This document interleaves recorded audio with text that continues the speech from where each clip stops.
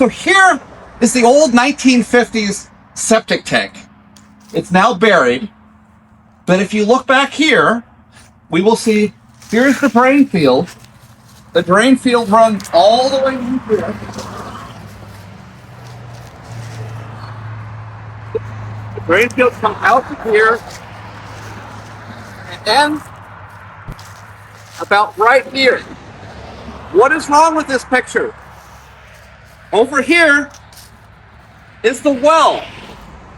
And the well is only 23 feet deep. Literally 5 paces away from where all the poop goes. This is wrong.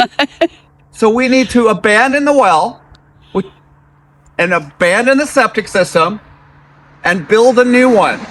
And that'll be coming up in upcoming episodes.